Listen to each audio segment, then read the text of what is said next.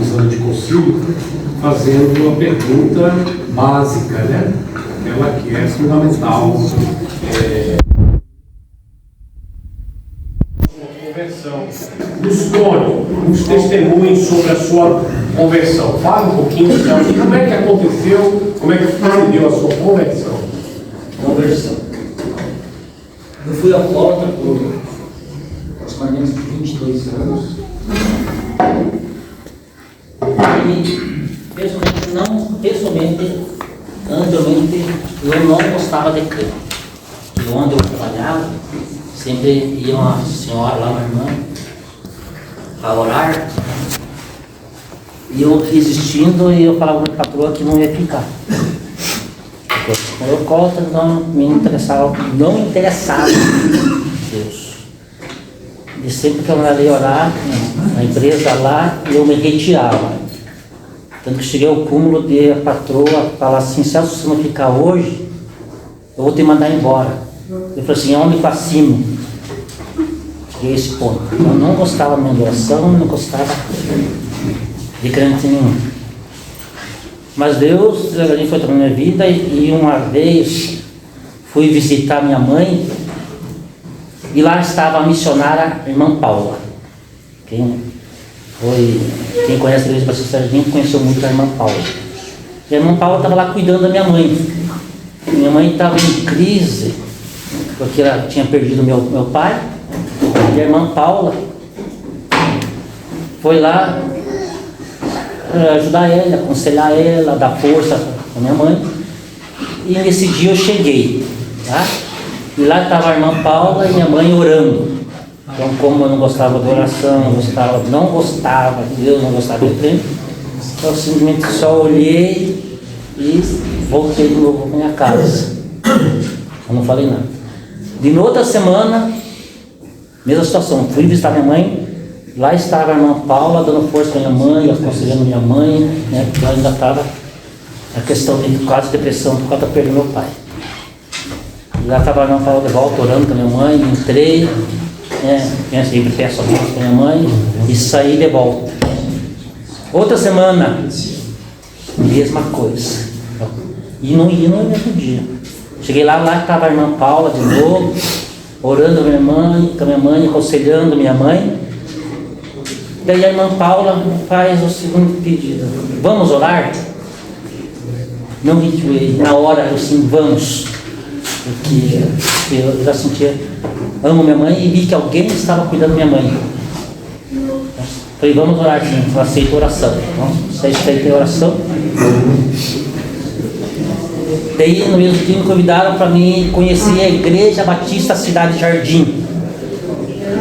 Não, quando eu chegar então no domingo eu vou com a minha mãe. E acompanhei minha mãe, a Igreja Batista Cidade Jardim, tá? E comecei a frequentar a Igreja Cidade Jardim. E na época era o pastor Bismarck. E num certo dia, com a sua pregação, tocou o meu coração.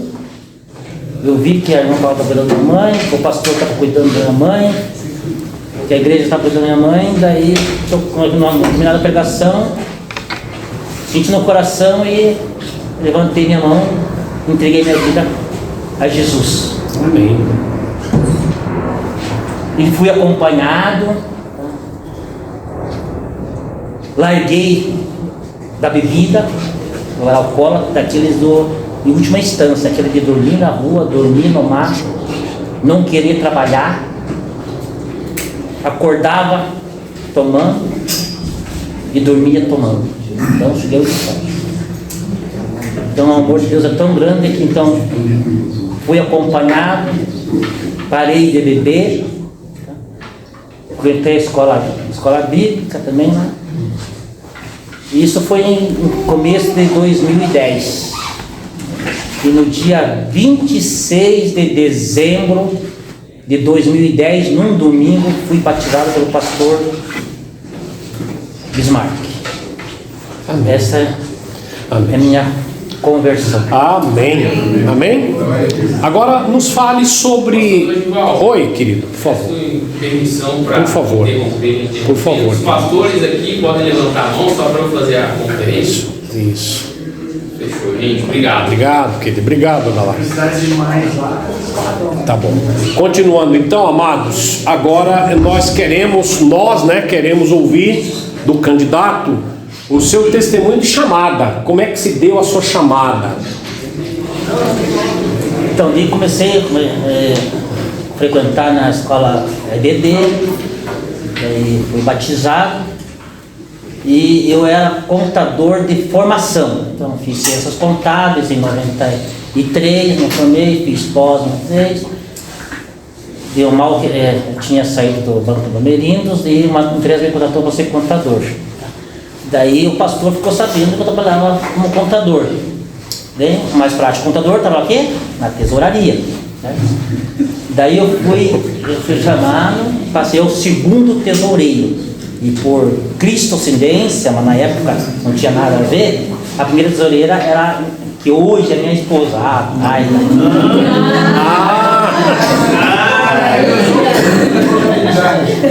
Mas ainda não tínhamos um olho para o outro. Aí comecei na tesouraria. Então devagarinho meu coração foi se derretendo, comecei a trabalhar para ele.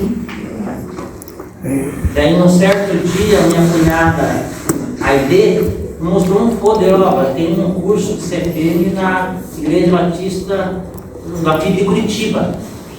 Isso foi em 2016. Eu disse, eu vou fazer, eu quero conhecer mais de Deus. Quero conhecer mais de Deus. Não falei que quero ser pastor. Diferente. Isso é Deus. Foi bem como é que ser Deus. Daí, em 2017, eu era um ano e meio de CFM, me formei, teve formatura, terminei. Ainda conhecer mais de Deus. Dessa vez a minha cunhada Aide, que está ali, tem um curso de teologia lá na Favapar. Eu quero conhecer mais de Deus. Fiz teologia, comecei a fazer teologia aqui na Favapar em 2018. Formei em 2021. Mas só que antes de me formar, então eu já fui chamado para ensinar, para pregar, para ser líder de célula, né? E na época depois era o pastor Melquisedeque. Líder de célula, sei ensinar, pregar. Antes de terminar a faculdade. Isso os irmãos, o pastor, os amigos começaram a me olhar com olhos diferentes. Mas a gente estava resistindo. Por que você não quer saber? Pastor, só conhecimento, aproveita. Eu falei, não, eu quero é conhecimento. Daí, Deus foi falando no coração, eu resistindo, também ser pastor, tanto que minha esposa, ela não queria ser esposa de pastor e não foi. Agora, Deus me disse, para, né? E resistiu. Eu usei pregar, ensinar, ser líder. Alguns irmãos me chamam de pastor, eu não sou pastor, eu estou terminando a faculdade. Daí, amigos, alguns familiares, Deus foi trabalhando no meu coração, e eu resistindo. Daí terminei a faculdade, fiz a formatura e ganhei na faculdade uma formação também. Aproveitei também para conhecimento. Só que daí eu fui trabalhando no coração, fui trabalhando para a igreja, fui sendo certo de 676. trabalhando com um casal, trabalhando com ensino, com orientação, com líder, e fazendo umas correrias para ajudar alguns irmãos da igreja ou fora da igreja. O coração foi defendendo todo aquele tempo. E alguns pastores também, se Deus está te chamando, não resista. Cate, é obedecer. Eu resistindo, eu fui trabalhando, eu fui correndo, fui trabalhando mais na obra, e para a igreja. E quando ele agora não aguentei mais e entreguei. Senhor, eis-me aqui. Se o Senhor quer, eis-me aqui. E comecei a me preparar para o concílio. Mas foi uma existência. Não foi assim de uma hora para outra, de um dia para outro. Foi sempre assim, se a família teve o mesmo dado depois que amoleceu meu coração. Ok. O irmão tem plena convicção desse chamado? Plena convicção? Plena certeza absoluta. E quem me dá essa convicção é Deus, é o Espírito Santo, que colocou isso no coração. Amém. Então, diante do que você acabou de falar e como você acabou apontando para esse livro aqui, o que significa esse livro para você?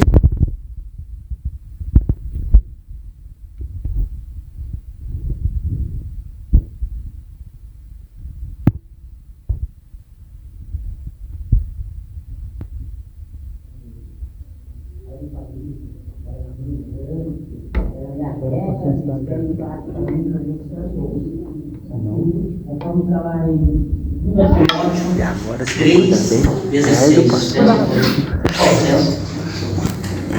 Assim diz: toda escritura é inspirada por Deus e útil para o ensino, repreensão, correção e para a educação na justiça. Em tudo isso Deus fez na minha vida. Também temos lá em 2 Pedro 1:21, como fala sobre que a Bíblia é a palavra de Deus. Pedro 1:21. Vamos lá. Porque nunca, jamais, qualquer profecia foi dada por vontade humana. Entretanto, homens santos falaram da parte de Deus, movido pelo Espírito Santo, movido por Deus. Amém. Acho que é suficiente, né? Me fala um pouquinho, então, já que você falou, você citou de revelação, né? A revelação, você falou essa palavra, nos fale melhor sobre o que é revelação. Revelação é a manifestação de Deus. Deus se manifestando a todos os seres humanos. A sua palavra, a sua vontade, o que eles querem de nós. E Deus se manifestando para nós. E inspiração, o que é? Inspiração é uma manifestação que o Espírito Santo fez, Deus fez primeiro com o Espírito Santo, para os autores da Bíblia escrevessem sem erro nenhum toda qualquer palavra que Deus inspirou. A Bíblia não contém nenhum erro. Infalível, inerrante. Não contém erro nenhum. Em João 10:5, sensacional. Pode ler. Fica à vontade. João 10:35.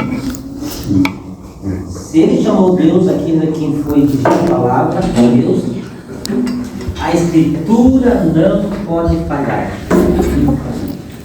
Ok. Temos outros. A gente falou sobre revelação, você falou sobre revelação e sobre inspiração, né? Agora eu queria que você falasse sobre iluminação. Iluminação. Iluminação é o entendimento que Deus dá para nós através do Espírito Santo. Quando nós lemos a palavra dele. Então, ele nos ilumina para nós entendermos o que Deus quer revelar para nós. Isso que é a iluminação. E podemos ver essa iluminação em João 14:26. Posso ler? Pode. Para ler o texto bíblico, fique à vontade sempre. É uma prova, uma comprovação. Tenha paciência, irmãos, que não é fácil aqui. Vamos lá. Assim diz em João 14:26 a palavra de Deus. Mas o Consolador, o Espírito Santo, a quem o Pai enviará em meu nome, esse vos ensinará todas as coisas e vos fará lembrar de tudo que vos tenho dito. Eu digo amém. Amém. Eu queria que você me falasse sobre algumas provas bíblicas da existência de Deus. Quais as Sim, a provas? Bíblia não. Os autores já têm a pré-consciência de que a Bíblia é a palavra de Deus. Nós também temos a palavra de Deus. Tá? Mas nós podemos ver que a Bíblia é a palavra de Deus. Mas a Bíblia ela traz algumas provas sobre a existência de Deus. Nós estamos falando agora sobre a existência de Deus. Sobre Deus. Então, desde já no início, desde do Gênesis 1, já comprova a existência de Deus. Está no começo. Vamos lá, Gênesis 1, já comprova que Deus existe. No princípio criou Deus, criou Deus, os céus e a terra. E como nós vamos ver lá em Romanos 1, 20, vamos ter a mesma situação também. Certo. Então aqui já comprova Ok. a existência de Deus. E existe também algumas teorias, né, algumas provas que se diz assim como provas racionais, né, da existência de Deus. Você se lembra de algumas delas? Lembro. Algumas provas racionais? Cite algumas pra gente aí. Não está escrito nada aqui não, só é possível rabiscar.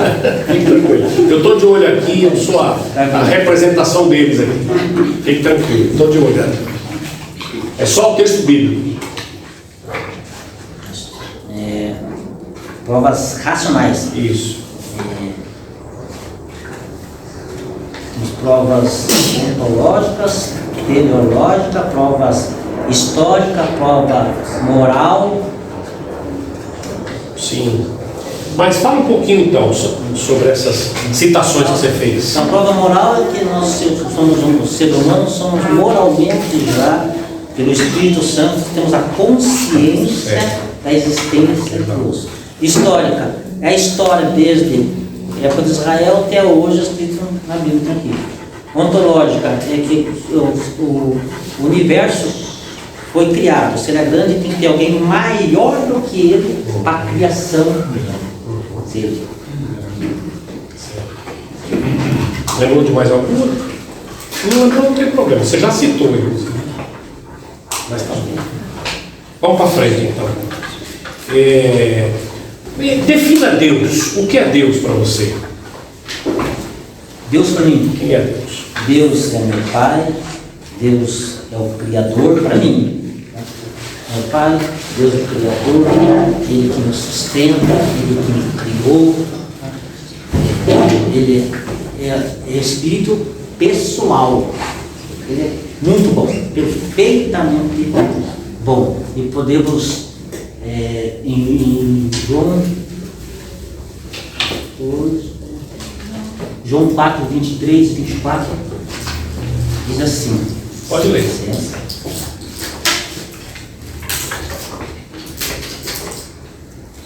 Você vai devagar aqui, porque o não vai tomar conta não. João 4, 23 e 24. Assim diz.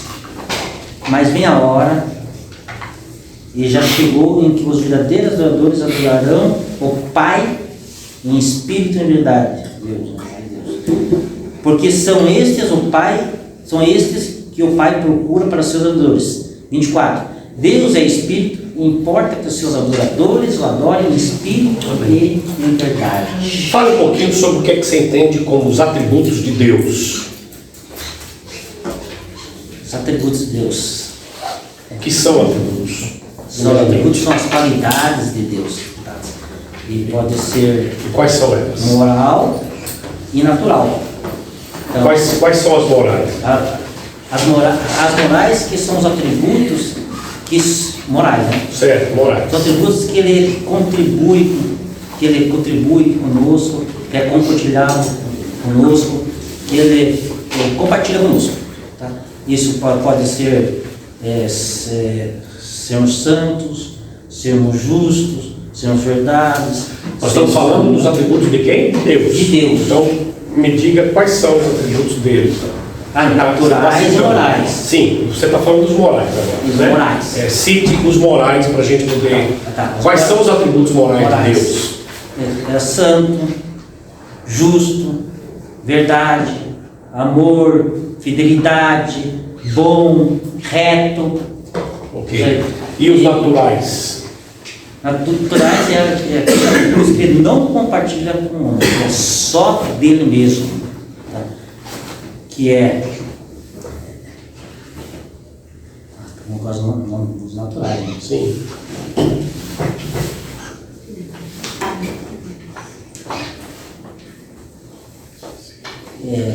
onipotente, Certo. onisciente, Pode ter calma, vai devagar. onipresente, Isso. tá? Temos eterno, temos infinito, temos imutável, temos único. Eu posso alguns textos. Pode. Se quiser citar algum. Então lá em O tempo não permite você citar todos, mas alguns fica à vontade. então, como eterno, como onipotente, onisciente e onipresente. Vamos para Salmo 62. Certo. Salmo 62. Calma.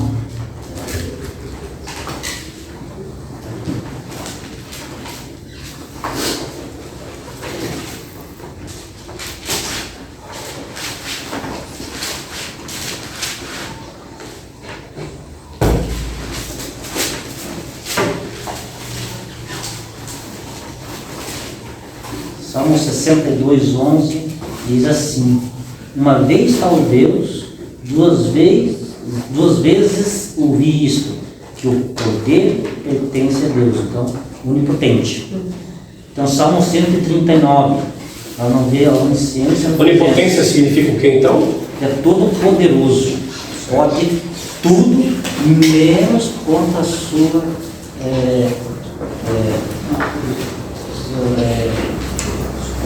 situações moral e natural. Então, Salmo 139, eu vou ler aqui então, questão do onisciente. 139, a partir do verso 1. O Senhor, tu me sondas e me conheces. Sabes quando me sento e quando me levanto.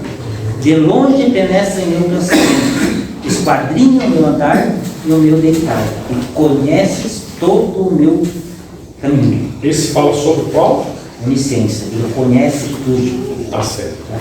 E o ponto 7 aqui. Para onde me ausentarei do teu espírito? Para onde fugirei da tua face? Se suba ao céu, lá está. Se faço minha cama no mais profundo abismo, lá está. Tá bom.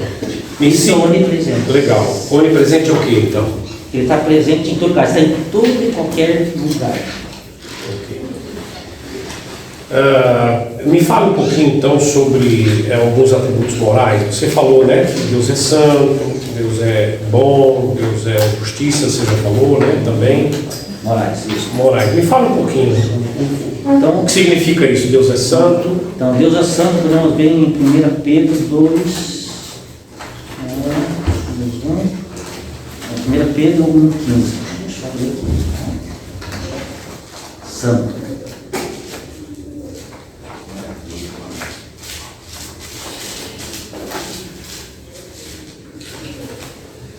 Pedro 1,15.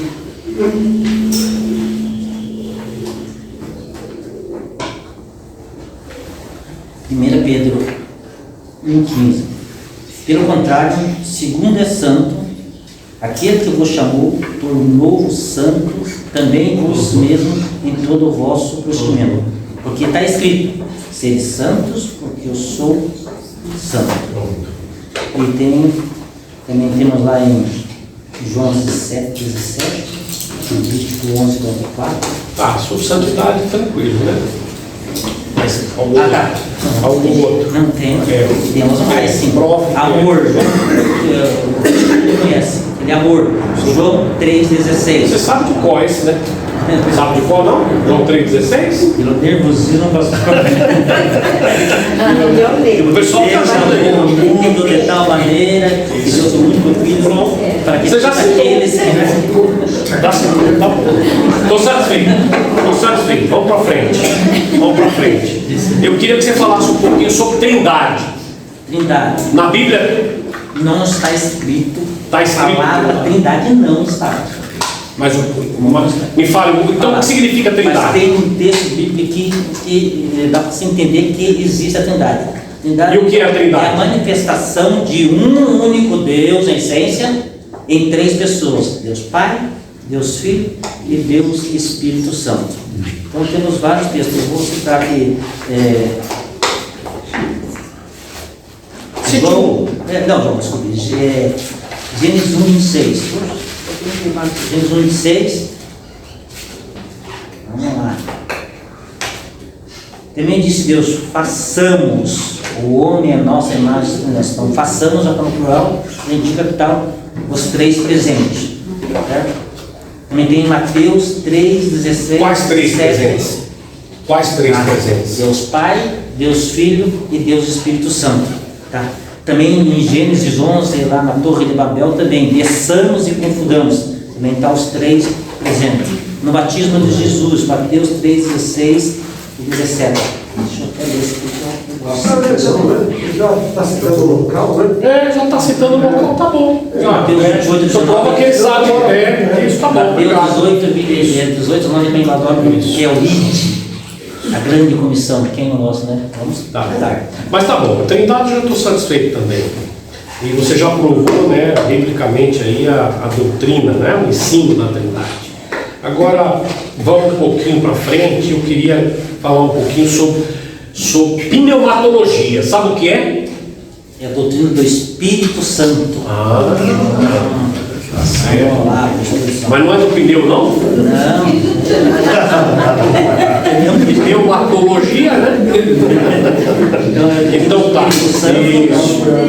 Eu queria que você me falasse quem é o Espírito Santo. O Espírito Santo é Deus. Ele é o Consolador. Ele é o selo da nossa salvação. Tá? É a terceira pessoa da Trindade. Ele é uma força? Ele é uma pessoa. Ele não é uma força, é um espírito pessoal também. Tá? Podemos ver Então me cite algum texto aí. Tá, ele consola em João 16:8. 16:8. Não, 16:8 ele convence. Quando ele vier, ele tem o Espírito Santo, convencerá o mundo do pecado, da justiça e do juízo. Continuando em João 16, ainda ele guia. Quando vier, porém, o Espírito não falará, olha, não falará, quer dizer que ele fala, mas esse mesmo não vai falar. Ele vos guiará, então ele guia, porque não falará por si mesmo, mas dirá, então que ele fala. E tudo que tiver ouvido, quer dizer, ele ouve, ele vos anunciará, ele já está falando. Então, ele fala, ele anuncia, ele convença, ele consola. Ok, e no Antigo Testamento, como é que você pode falar para a gente sobre a existência do Espírito Santo? O texto bem conhecido está em Joel 2, 28 a 32, onde é a promessa do derramamento do Espírito Santo. Entendeu? Não precisa, você já citou, mas você se lembra de algum episódio, algum evento no Antigo Testamento? Sim, na Torre de Babel. Sobre a atuação do Espírito Santo. No rei Saul, no santo Sansão, dando força para o Sansão. Ok. Tá bom. Vamos lá. E quais são as funções do Espírito Santo hoje? Hoje? A função dele é conhecer o homem, do Espírito Santo. Como ele age? O Espírito Santo, dar dons para a edificação da igreja, conhecer o homem, pecado, da justiça e de juízo. Fale bem mais alto para eu só escutar. Você está falando um pouco mais A baixo. função do Espírito Santo é dar dons para a edificação da igreja, capacitar a igreja, capacitar nós mesmos. O que mais ele faz? Ele convence o homem do pecado, da justiça e do juízo, tá? E dá dons para a edificação da igreja. São vários dons. Temos em 1 Coríntios 12, 13, 14, Romanos 6, 1 Coríntios 15. Quiser que eu leia alguns? Não, você já citou, tá bom. Estou satisfeito. 12, 13, 14 é o mais conhecido, né? Isso. Vamos adiantar um pouquinho aqui. Eu quero agora passar um pouquinho para a antropologia. O que é isso? A antropologia é a doutrina do homem. O homem é um ser criado por Deus, a sua imagem e semelhança, e não é criado como algumas outras criaturas, que é conforme a sua espécie. Temos a criação do homem em Gênesis 1:26, Gênesis 2, não sei se é 2:7, deixa eu confirmar. 2:7. Gênesis 2:7. Só esse aí, tá bom. Esse, confirmar aqui para 2:7.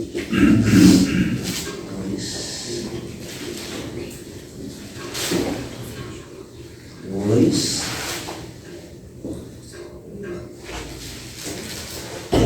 E aí começa no finalzinho. Então formou o Senhor Deus ao homem do pó da terra. Ele soprou na nariz o fôlego de vida e o homem passou a ser homem. Ok. E como é que o homem, do que o homem, a natureza humana é constituída? Vamos duas fases não. O homem é constituído do quê? Corpo e alma, e tem outra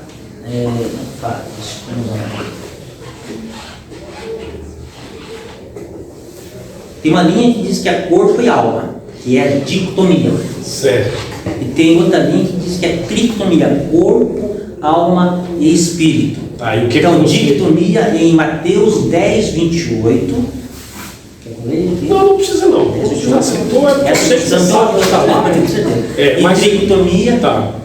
Está em 1 Tessalonicenses 5:23. Esse eu vou ler de volta porque eu tenho certeza. Pode ler, tá bom? Pode ler. 1 Tessalonicenses 5:23. Essa não tem certeza. É bom eu ler para confirmar. Para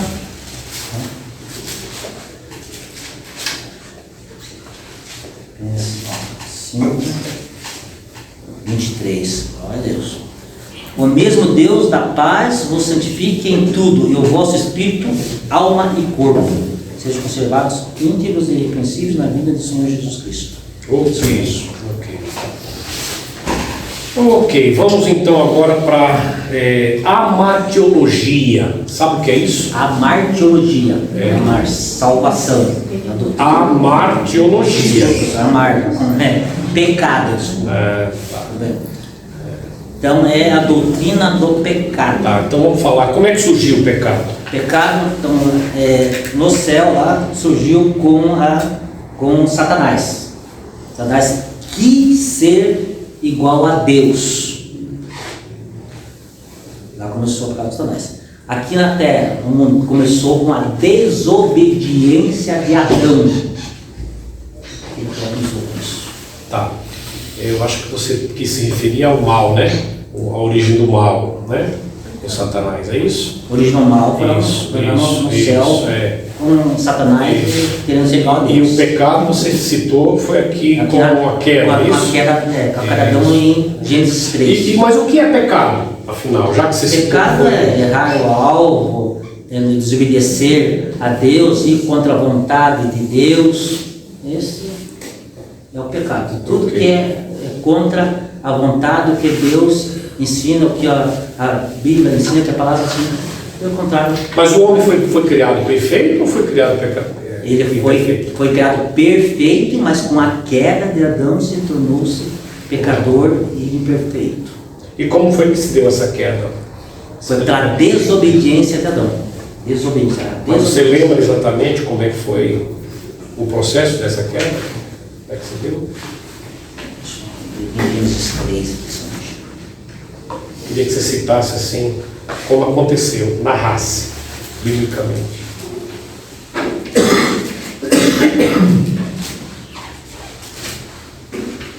Em Gênesis 3, está aqui a tudo. Mas a serpente, é que daí não é narrado, ele estaria lendo, não. Sim, pode ler. Então, mas a serpente tem uma sagaz que todos os animais selváticos, que o Senhor Deus tinha feito, disse a mulher. E assim que Deus disse, então a serpente enganou a mulher. Trocou as palavras que Deus tinha dito. E o que é que Deus tinha dito? Tinha dito que não era para comer do fruto da árvore do conhecimento do bem e do mal. Certo. E Satanás conseguiu ludibriar ela, e ela comeu. E ela foi lá e levou para o seu marido, para o Adão, e Adão desobedeceu a Deus, porque a ordem era para Adão, né? Ok. E quais foram as consequências dessa desobediência? Essa queda? Morte eterna, distúrbios sociais, distanciamento de Deus. Então, essas consequências do pecado. O que mais? Falou da morte eterna, distúrbios, distanciamento de Deus, mas teve mais coisas, né?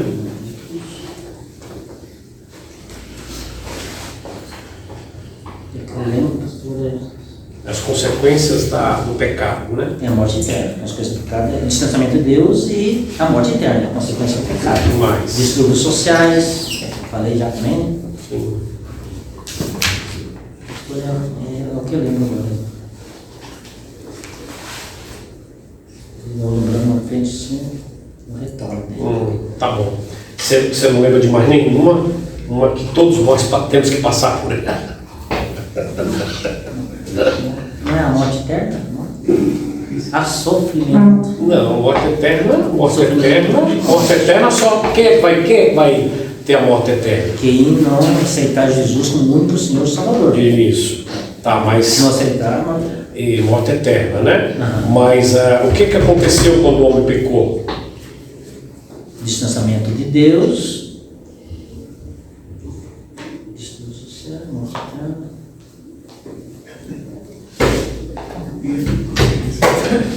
Deu um branquinho, né? Bem no meio, mas tudo bem. O que acontece quando a gente fica bem triste, todo mundo fica triste? A gente vai em determinados locais, todo mundo está triste ali, porque estamos diante de uma coisa que todo mundo passa por isso. Trágica. Então, essa morte, sofrimento. Tá quente. Tá quente! Rapaz, é a primeira consequência. Uma das primeiras. Você não lembra? Ele falou. Distanciamento de Deus, distúrbios sociais, morte eterna, distúrbios sociais, sofrimento. Abra lá em Romanos. Teve consequências também para toda a natureza. Romanos capítulo 10. Se não me falha a memória. 10. 3:23. 3:23. O pecado, a consequência do pecado. O pecado, 3:23. Pois todos os pecados carecem da glória de Deus. Tá. 26. E o 26. Um pouquinho. 6:23. É 6:23. Alguém citou 3:23. Eu fui induzido. Desculpe. 6:23. 6:23. Diz o quê?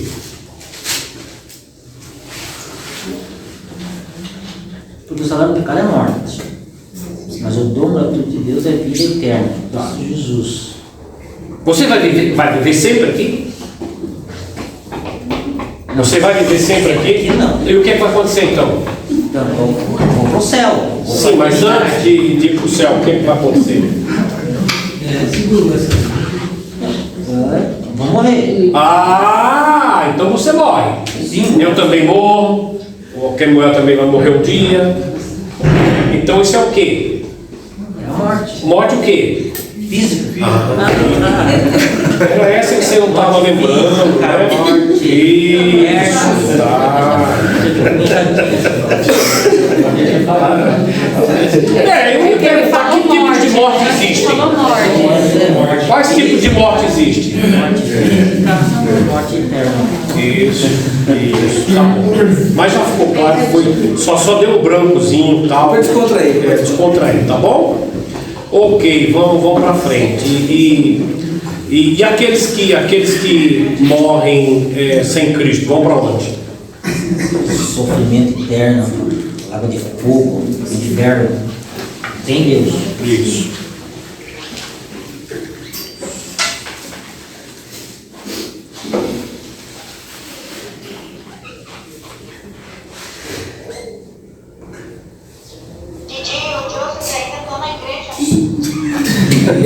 Pode, vai lá. Focado aí. Pode ler. Foco. Não, Você ia ler o texto? Não? Ok. Então vamos voltar aqui. Volta, atenção, foco, volta aqui. Não se deixe dispersar. Vamos falar um pouquinho sobre cristologia. O que é isso? A doutrina de Jesus. Isso. Quem é Jesus para você? Jesus, primeiramente, ele é Deus. Ele é Filho de Deus. Ele é o nosso Salvador. Certo. Ele é a segunda pessoa da Trindade. Temos ele. Pode falar mais alto para o pessoal lá de trás. As pessoas lá de trás não estão ouvindo direito. Entendeu? Pode falar um pouquinho Então, mais alto, tá bom? Jesus é Deus, Tá. é o Filho de Deus, é o Salvador da humanidade, ele é a segunda pessoa da Trindade. Isso. Temos que comprovar em João 1:1, no princípio era o Verbo, e o Verbo estava com Deus, e o Verbo era Deus. Ok. Então temos em 18, ninguém mais é Deus, o Deus unigênito, então, Filho. Certo. Tranquilo. Agora me fale um pouquinho sobre as naturezas de Cristo. Chamamos de união hipostática. As naturezas de Cristo. É 100% homem e 100% Deus. E muitos conhecem a união hipostática. Então é 100% homem e 100% Deus. Por que ela era 100% homem? Então 100% homem em gênero. Desculpa. Porque ele veio à Terra como homem. Certo. Tá? Por isso que é 100% homem. Temos então em João 1:14. Sim. Vou ler. E o Verbo, que é Jesus, se fez carne, habitou entre nós, cheio de graça e verdade. Vimos a sua glória como unigênito do Pai. Agora não vou falar unigênito, o único filho. Tá? Então aqui identificamos que ele é homem. E também temos em. Tá bom, já é suficiente. E como é que você pode provar que Jesus era homem? João 4, 6, 7 e 8. Vamos ler. Vamos lá, vamos ler. João 4, 6, 7 e 8. Ele vai dizer o seguinte: 6. Estava ali na fonte de Jacó cansado. Se cansou. No 7. Nisto veio uma mulher samaritana tirar água, disse a Jesus: dá-me de beber. Jesus disse: dá-me de beber. Então, você dá de beber o quê? Tem que ser. Certo. Humano. Daí seus discípulos tinham ido à cidade para comprar alimentos. Foram comprar alimentos, lembra que Jesus tinha fome. Ok. Ele chorou. E 100% Deus. Como é que você pode também mostrar na Bíblia que ele era 100% Em Deus? João 1, eu sabia, no princípio era o Verbo estava com Deus, e o Verbo era Deus. Certo. No 18. Ok. E existem alguns estados de Cristo, né, de Jesus. Que estados são esses? De humilhação e exaltação. Filipenses. Explica um pouquinho para a gente. Que estados são esses? Filipenses. Estados de humilhação, você vai falar Humilhação, primeiro? eu vou ler aqui, depois já vou explicando. Tá. Bom, Filipenses 2. Eu quero que você explique primeiro e depois você mostra o texto melhor. Então tá bom. Explica. Humilhação. Humilhação. Ele era Deus e ele era feito homem. Isso humilhou-se. Certo. Okay. Exaltação. Ele era homem e foi exaltado quando ele morreu na cruz por nós. Foi exaltado, subiu aos céus. Tá, em Filipenses 2. Mostra o texto lá. Isso. 2, 6, 2, 5. Vamos ver se é a partir do qual que é. Né?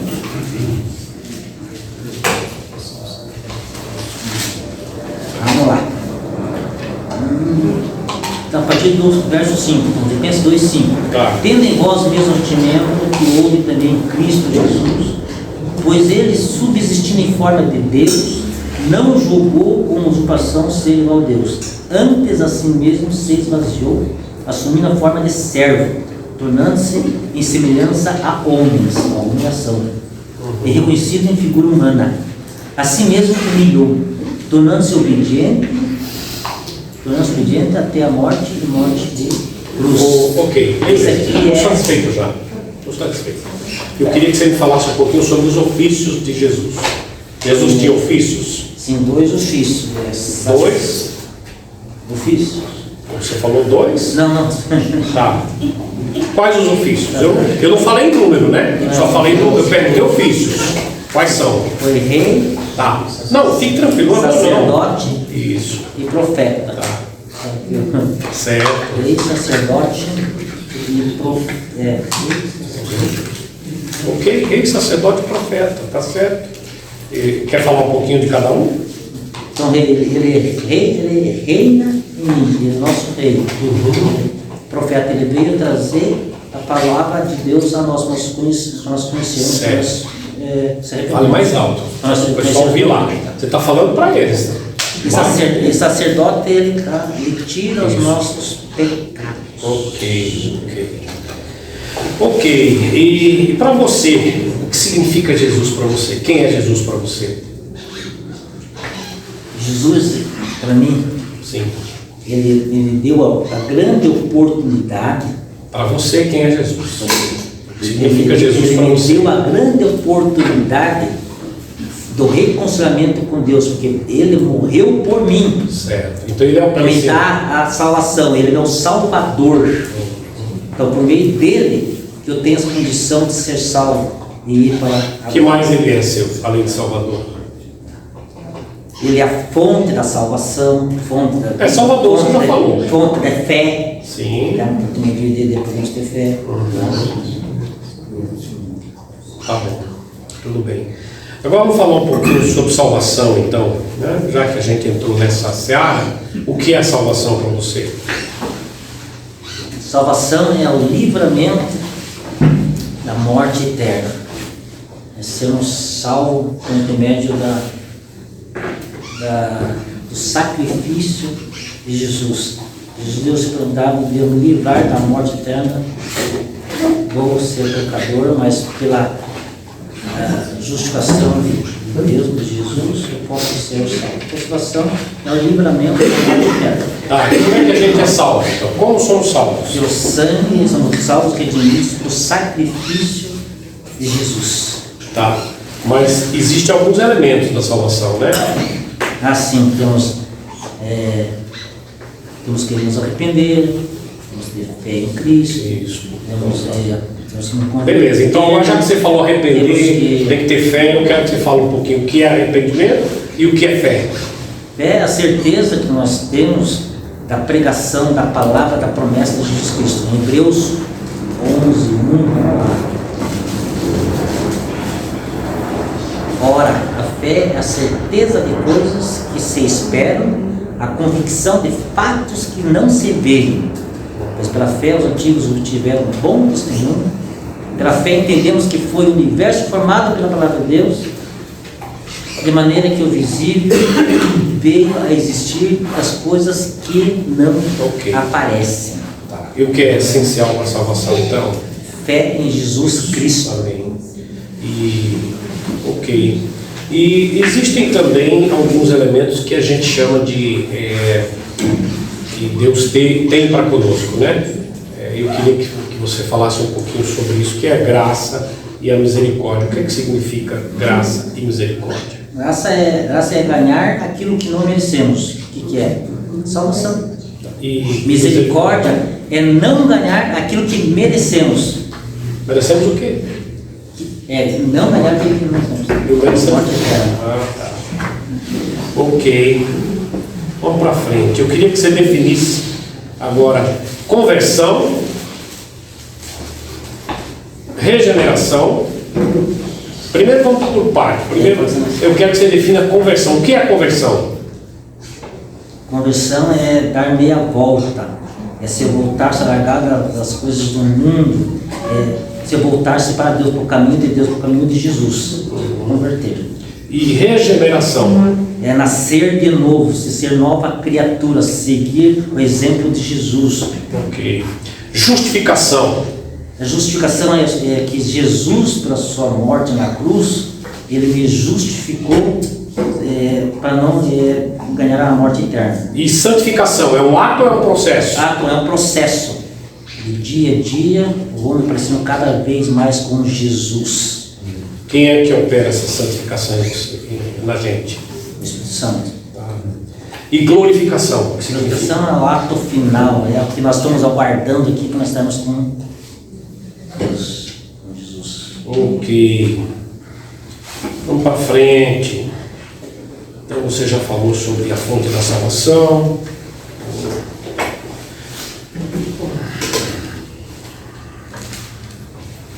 Nervosinho, né? Não, agora. Vou voltar um pouquinho. Eu gosto de misturar, não gosto de fazer tudo por partes. Eu dou uma misturadinha, depois eu volto um pouquinho. A gente não falou sobre os dons do Espírito Santo, né? A gente falou sobre o Espírito Santo, quem é o Espírito Santo, as funções do Espírito Santo, né? A atuação do Espírito Santo. Agora eu quero saber de você. Você citou, inclusive, né, que o Espírito Santo nos dá dons. É isso mesmo? Identificação da Tá, e o que são os dons do Espírito Santo? São capacidade que o Espírito Santo dá a nós para podermos edificar a igreja, edificar a nós mesmos. Ok. Então, E vai meter lá em 1 Coríntios 12. tá. Você se lembra de alguns dons desses? Então, o dom da palavra, o dom da palavra, o dom do ensino, o dom do amor.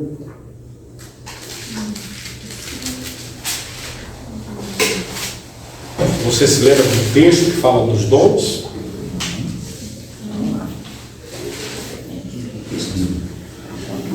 Os dons são diversos, mas o Espírito é o mesmo.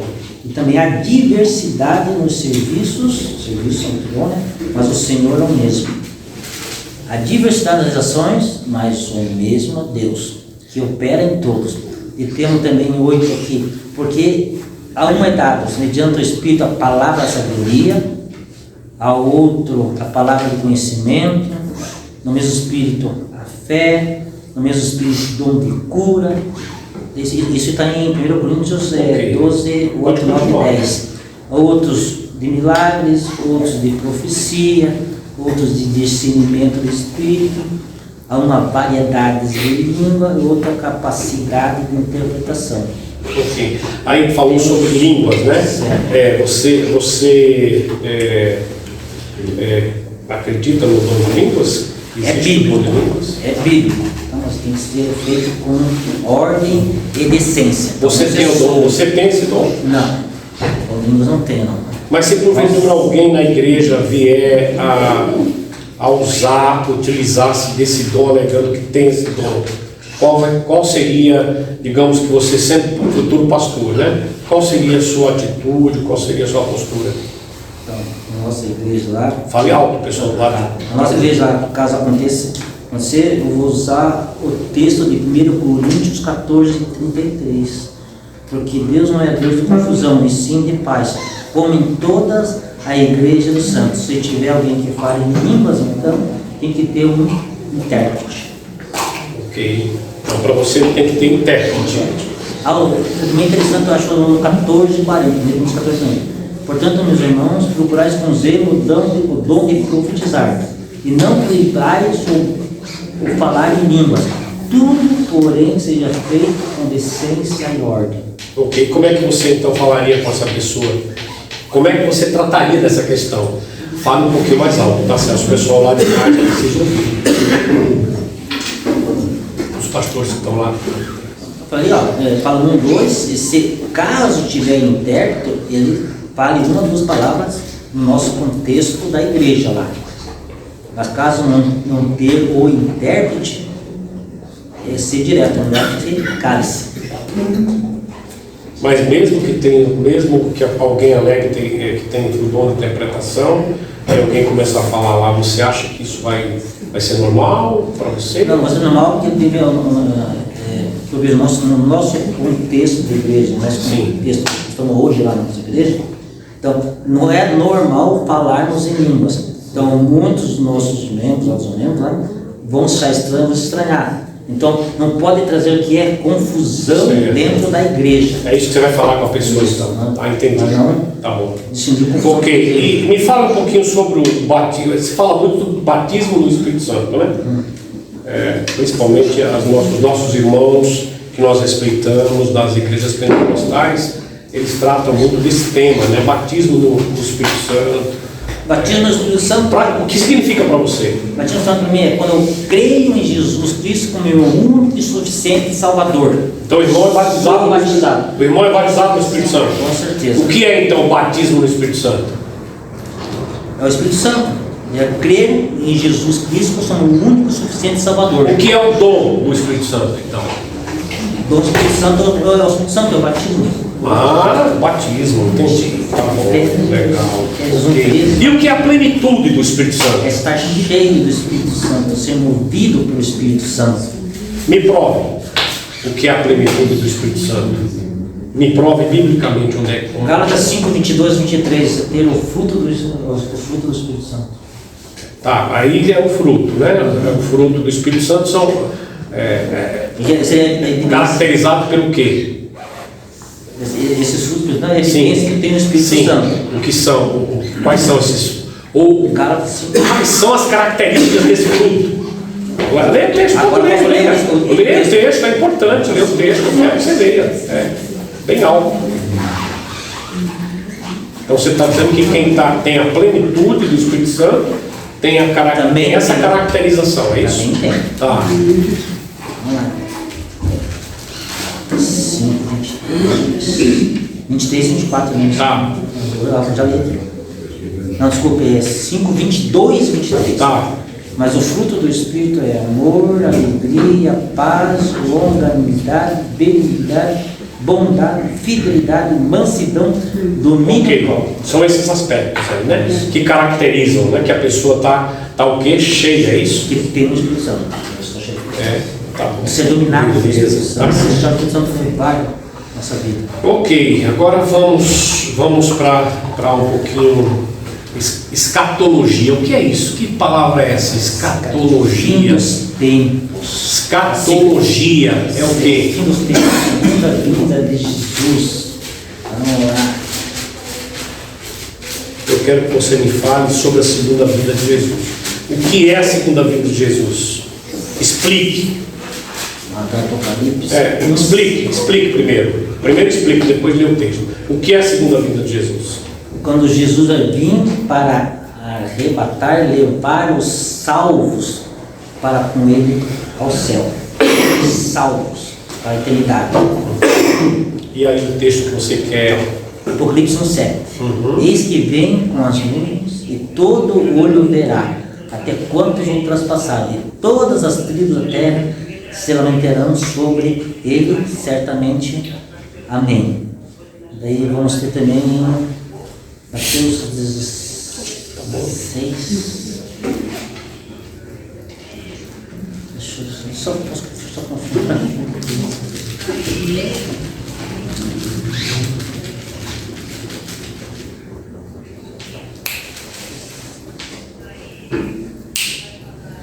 Sim. Outro texto que eu achei que 16, eu não tinha certeza do versículo, mas agora.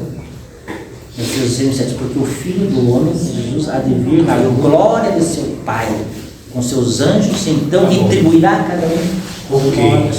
Agora me fale, eu quero que você me fale um pouquinho. Existem algumas correntes, né?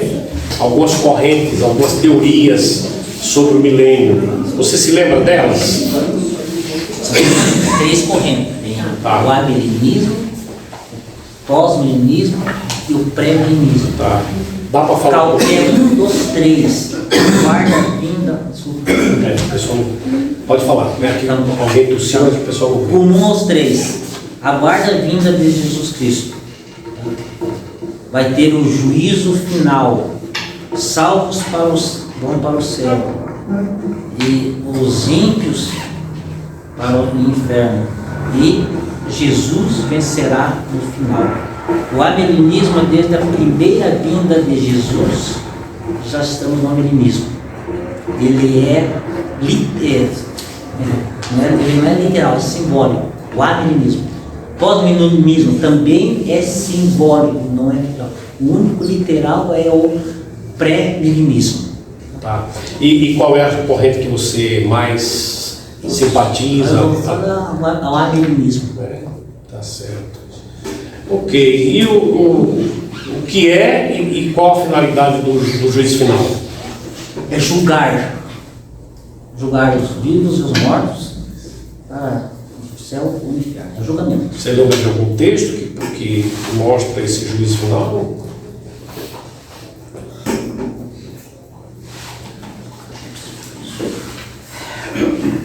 Não estou lembrado disso.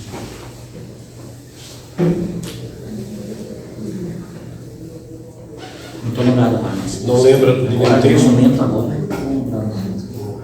Tá bom. Ok, então qual será o estado final dos justos e dos injustos? Primeiro do justo e depois dos injustos. Resumindo, o justo, resumindo, é o céu. Com Deus. E o injusto. E o injusto é o inferno. E o que é o inferno para você? O inferno é o local onde nós ficamos eternamente sofrendo, longe de Deus. E purgatório, não existe purgatório? Não, purgatório é uma crença católica aí, não existe. Né? Diz que está lá em livro Macabeus e nem existe. E aquele lugar para onde as criancinhas vão, não existe? O limbo? Eu creio que não existe purgatório. E limbo? Sobre limbo, professor, agora não consigo falar porque não. Não, também. Mas existe limbo? Para onde as criancinhas vão, não, né? Eu acho que vai para o céu direto. É isso que eu quero saber. Para onde as crianças vão? Isso. Tá certo. Então, não interessa se é criança, se é velha, se é adulto, se é homem, se é mulher, é céu e inferno. Amém, amém. Então tá bom. Ok, vamos agora para um outro tema aqui que é bem interessante também, que é eclesiologia. O que é eclesiologia para você, Celso? Doutrina da igreja. Tá. Sobre os atos. Então me fala o que é igreja. Igreja é o local, o estabelecimento, é o corpo de Cristo, onde se reúne pessoas redimidas pelo sangue de Jesus, crentes em Jesus, batizado biblicamente. Uhum. E quem foi que fundou a igreja? Jesus Cristo. Ok. Uns dizem que é Pedro, né? Não tem nada a ver. Pedro. Quem que diz que é Pedro? Acabou. Certo. Ok. Me diga qual é a missão da igreja, então. A missão da igreja é glorificar a Deus por meio de oração, de comunhão, de edificação da palavra. Essa é a missão da igreja. Ok. E qual é a diferença da igreja local e igreja universal? Local é a igreja que nós temos hoje, conhecida, determinado local. O que é igreja local para você, A então? igreja local é todas as igrejas em determinado local, determinado endereço. Tipo a cidade de Somos Jardim. hoje, isso. Tá. A universal são todas as igrejas em todos os tempos, em todos os lugares. Todos os tempos. Mas existe uma igreja universal por aí, não tem? Existe, mas é deles lá. Você é colhe lá. Deixa eles pensarem Ok. E quais são os oficiais de uma igreja, da igreja batista, especificamente? pastor e diáconos. Vamos entrar agora na questão da igreja. Você falou da igreja, do significado da igreja já, né? Agora eu vou explicar exatamente o que é uma igreja batista. Igreja Batista. É. É local onde os redimidos, batizados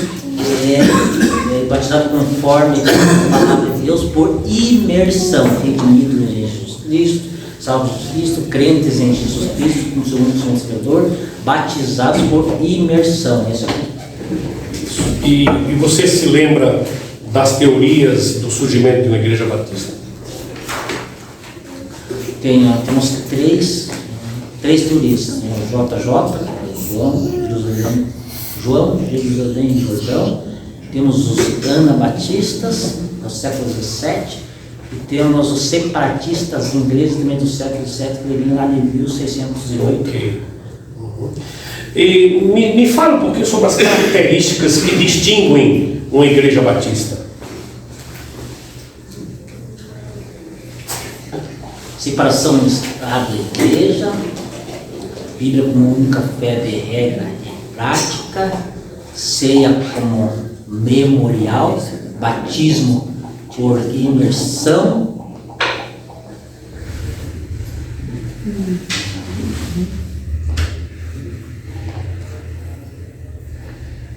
você falou? Sim. Faltou um, né? Liberdade de expressão. Isso, muito bem. Parabéns. Ok, e como é que quais são os requisitos para alguém ser membro de uma igreja batista? Ser batizado por oração, crer em Jesus Cristo como seu único e suficiente Salvador. Ok. Eu acho que esse último que você falou é o principal, né? Tá certo. Depois ser batizado. Ok. E como é que alguém se torna membro de uma igreja batista? Primeiro por batismo, por aclamação, por reconciliação e por transferência, carta de transferência. Vamos dizer que você seja pastor, né? Já e tal, e aí o Joãozinho da Silva, que está lá numa determinada igreja batista, vem frequentando a sua igreja, então qual vai ser a sua postura? Ele primeiro ele crê em Jesus Cristo, Sim. se é batizado por imersão, caso contrário, vai ter que ser doutrinado conforme as. Não, ele veio de outra igreja batista. De outra igreja batista. Eu acho que eu não falei muito bem. Então, como ele é recebido, Sim. então é carta de transferência, se tiver a carta de transferência, Sim. e se não houver carta de transferência por algum motivo, aclamação. Mas você vai proceder à aclamação mesmo sem falar com ele sobre a carta de transferência? Não, se não tiver a carta de transferência. Se não tiver a carta de transferência, não pode ter Mas problema. você vai receber proclamação assim sem saber nada dele? Não. Vai chegar, eu já fui direto ao assunto.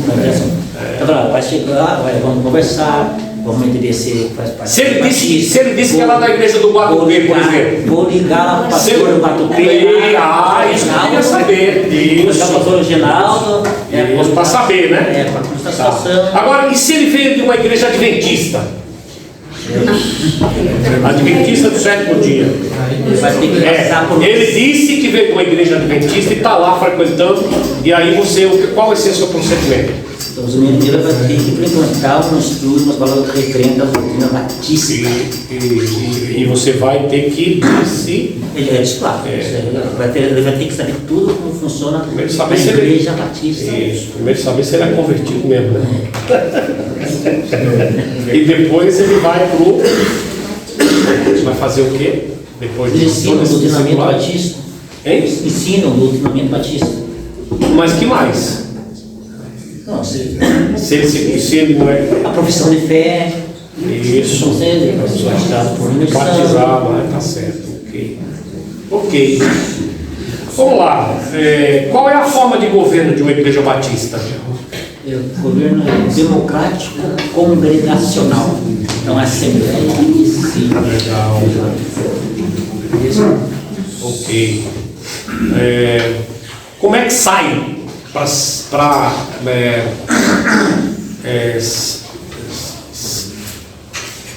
o processo de saída de uma igreja batista?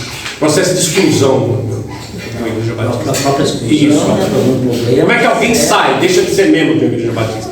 A pergunta correta é essa. Como é que se deixa de ser membro de uma igreja por batista? exclusão, por um problema sério, por morte, e uma transferência que quer ir para outra. Por exclusão, por morte. E transferência, carta de transferência. Ok. Deixa eu ver aqui mais alguma coisa em relação. Ou seja, a pergunta correta é como é que se deixa de ser desligado, né? Como é que é desligado? Ok. Quais são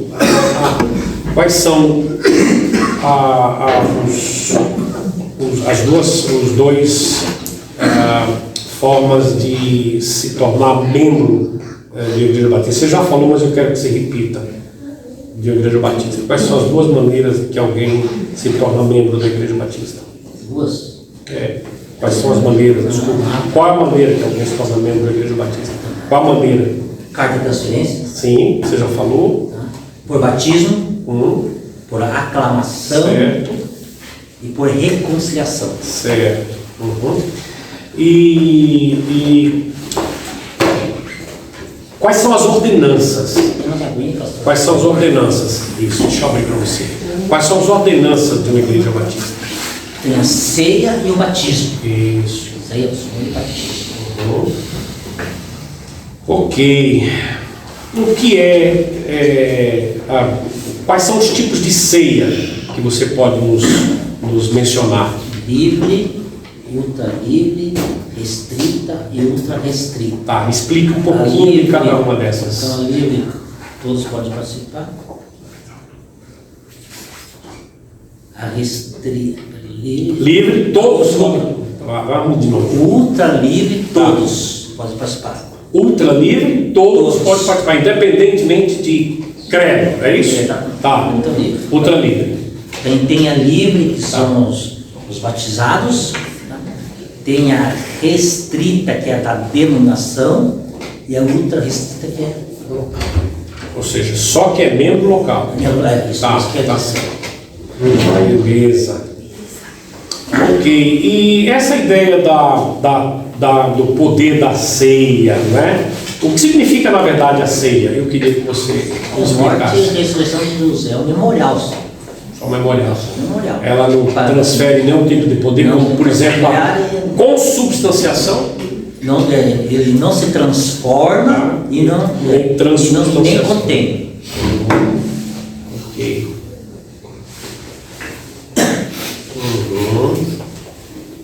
Legal, estou satisfeito já.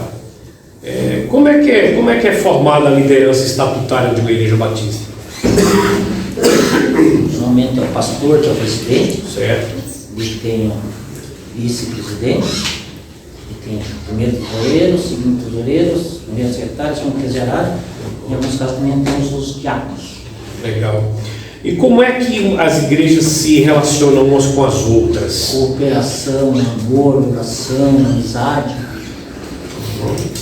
E no caso da nossa denominação batista, como é que se estrutura essa cooperação? Por meio de que instituições a gente tem essa...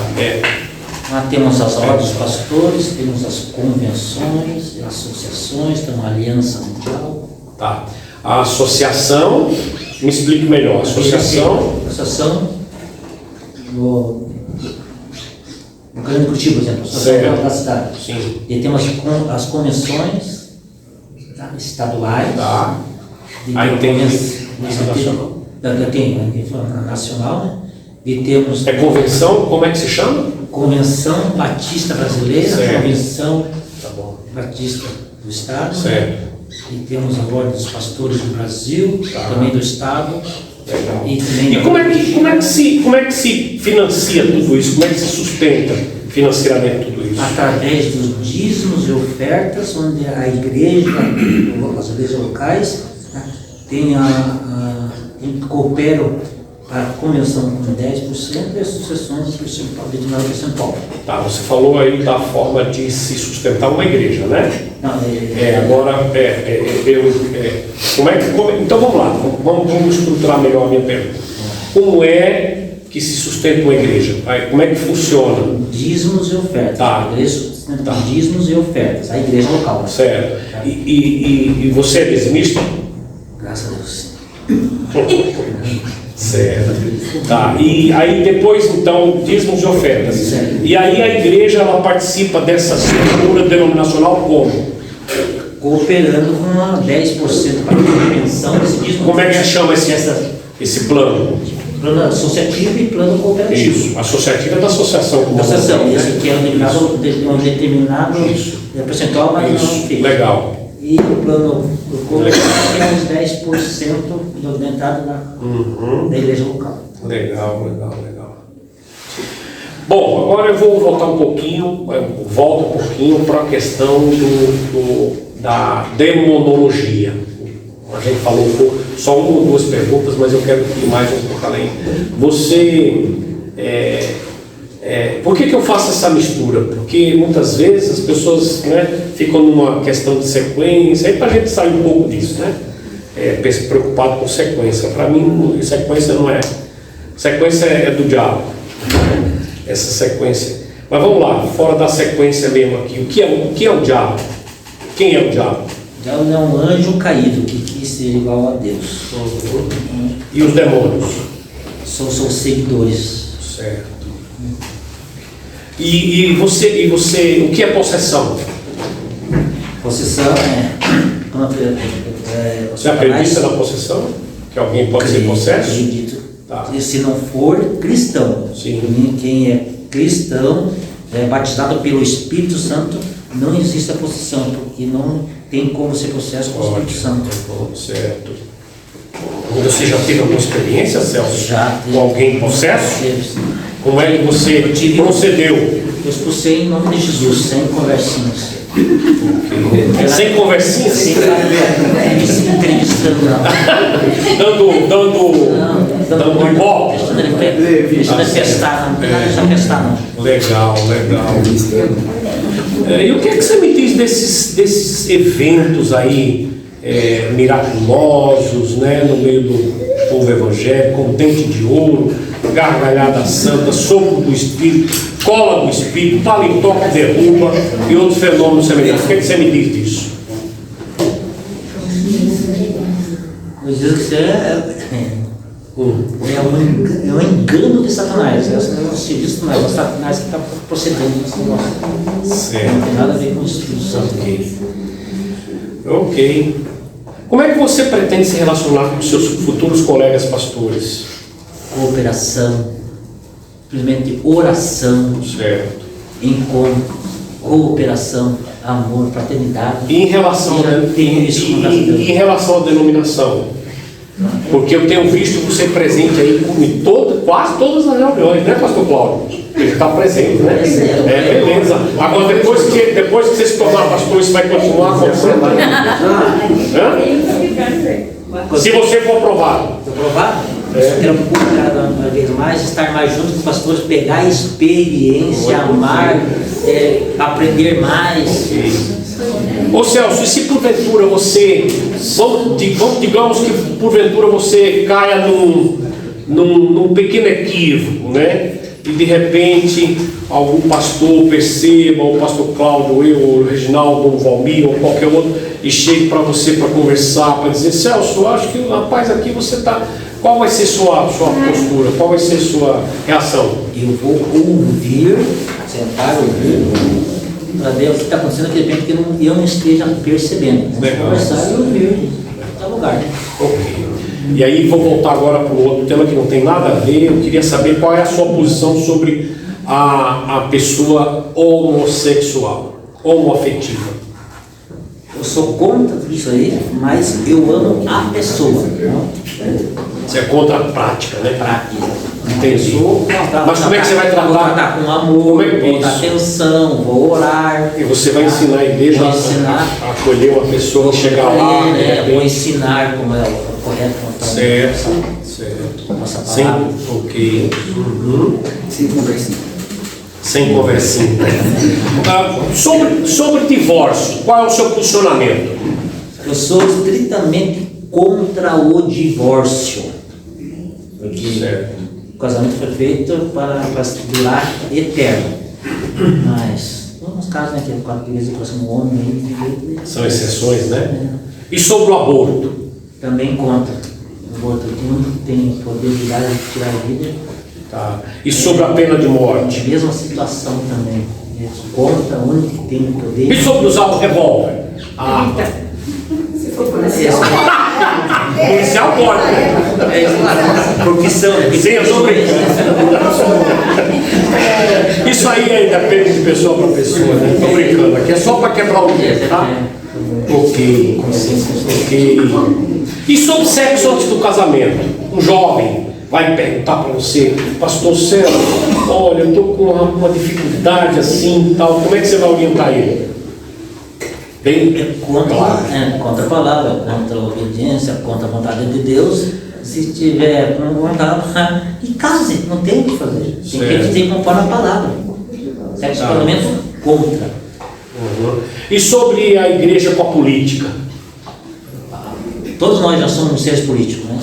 A própria igreja já é um ser político, porque para ter uma igreja tem que ter o CNPJ. Ter o CNPJ envolve política.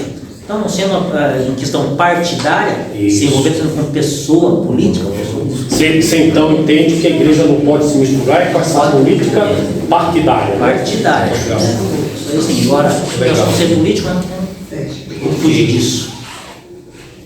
Ok. Abra sua Bíblia aí, eu quero que você leia 1 Timóteo 3, de 1 a 7, bem alto, para todos nós ouvirmos. Bem alto mesmo. 1 Timóteo 3, Isso, de 1 a 7. isso. Vamos lá, irmãos. Fiel é a palavra, se alguém aspira ao episcopado, excelente obra almeja. É necessário, portanto, que o bispo seja irrepreensível, esposo de uma só mulher, temperante, sóbrio, modesto, hospitaleiro, apto para ensinar, não dado ao vinho, não violento, porém cordato, inimigo de contendas, não avarento, e que governe bem a própria casa, criando os filhos sob disciplina com todo respeito. Pois se alguém não sabe governar a própria casa, como cuidará da igreja de Deus? Não seja neófilo, sem experiência, para não suceder que se ensoberbeça e incorra na condenação do diabo. Pelo contrário, é necessário que ele tenha bom testemunho dos de fora, a fim de não cair no opróbrio e no laço do diabo. Ok. Diante de Deus e diante de todos que estão aqui testemunhando esse concílio, Celso, você pode dizer que você se encaixa atualmente nessa configuração? Amém. E o que dizer da sua amada esposa? Ela poderia dizer o mesmo que você acabou de dizer? Podemos ouvir? No tempo nós estamos casados, conversamos muito, né? Um aconselha o outro bastante, sentamos para ver os pontos certos ou errados que podemos acertar, tá? Então nós estamos bem nesse relacionamento de conversar. Amém. A minha pergunta é, ela poderia dizer a mesma coisa que você agora? Você acha? Tenho certeza. Posso ouvi-la? Posso, tenho certeza absoluta. Ainda, fique em pé e responda isso que ele acabou de dizer. Você acredita que o Celso se encaixa nessa configuração? Sim, Amém. porque ele mesmo Amém. não foi nem falando que ele foi mostrando, foi a vida, Amém. a vivência dele. Amém. Glória a Deus. Obrigado. Eu esqueci de fazer uma pergunta que eu não queria esquecer. A Igreja Cidade Jardim hoje é cooperante tanto da convenção quanto da associação? Sim, nós duas. E pretende continuar, né? Com certeza. E missões? A igreja é uma igreja missionária. Participando de todas as missões. A igreja teve um pastor interino lá que, rapaz, está tendo, né? Não, está tendo. É missões, né? Missões. Então, a igreja é uma igreja que ama missões. Amém. Irmão presidente, eu estou satisfeito. Muito bem, irmão. Acho que Deixando a sua batida de ordem muito bem feita. Se não resta nenhuma pergunta, não. Só tem ainda uma pergunta que ficou para trás. Tem? Pastor, só penso numa que o pastor fez para mim quando a questão de compromisso denominacional, que na nossa história já teve algumas divisões e chegou ao ponto de pastores sair da denominação com o patrimônio e membros, as suas estratégias. O irmão tem esse compromisso de, se algum dia o irmão quiser mudar de convicção religiosa, como vai ser Obrigado. Qual a sua postura? Qual é a sua posição? Pode ser batista. Sem caso não querer, eu já visitei muitas outras denominações. Eu me adaptei, me senti bem, que Deus falou no meu coração, foi na Igreja Batista. Caso aconteça, eu vou me desligar. Levando o patrimônio, Levando os irmãos também.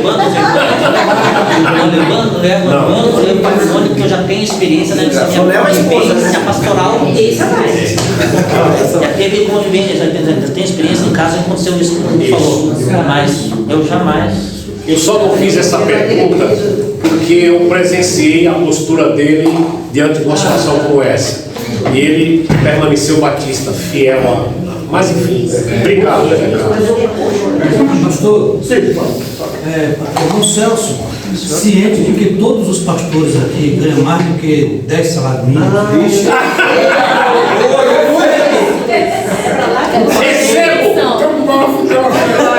O pastor estaria disposto a uma igreja que fizesse apenas um ou menos do que o salário mínimo. Professor, pode repetir novamente? Eu raciocínio. Pessoal, só um pouquinho de silêncio para a gente poder ouvir o Ciente de que todos os pastores aqui, menos eu, ganham mais do que 10 salários mínimos. Você estaria disposto a ir para uma igreja que te oferecesse um ou menos? Você daria coração aberto para fazer Hoje, se for uma igreja batista me convidar, sim, porque eu abri mão de um grande rendimento para poder estudar, para mim poder obedecer o que Deus me mandou fazer. Obedecer. Amém. Amém. Quanto a isso, irmão, o testemunho do Celso tem uma empresa dele e ele deixou em stand-by para se dedicar ao estudo e à igreja. A igreja dá apenas um salário mínimo para ele. Então hoje está vendo a realidade. Essa é a realidade dele. Vai. Mais alguma pergunta, irmão? Senão nós vamos encerrar. Eu tenho. Fala. Eu estava observando a tua Bíblia, assim, com todo respeito, ela está acabada, né? E eu estava vendo, você rabiscou inteiro a sua Bíblia. Você rabiscou para o concílio ou é o seu estilo mesmo de... Essa Bíblia de estudo eu tenho faz anos e não foi só para o senhor. Fora disso aqui eu faço outros estudos. Então não é só para isso. Você lê que você vai ler vermelho, rosa, preto, amarelo. O estado da pagar uma nova, viu? O estado da Bíblia revela muito o caráter do cristão. Muito bem. O encerramento do concílio. Apoio? Apoio. Apoiado, favorável. Vai baixar a mão. Muito bem. Então, sendo assim, nós vamos pedir que os que não são pastores se retirem, os pastores permaneçam, e nós vamos só os pastores. Na ordem. Daqui a pouco nós vamos encontrar muita atenção. O conselho se reuniu, avaliou tudo que o Celso disse e teve que tomar uma decisão. Essa decisão nem sempre agrada todo mundo. É verdade. Não é verdade? Mas, diante do que nós ouvimos aqui, o conselho, com unanimidade, recebeu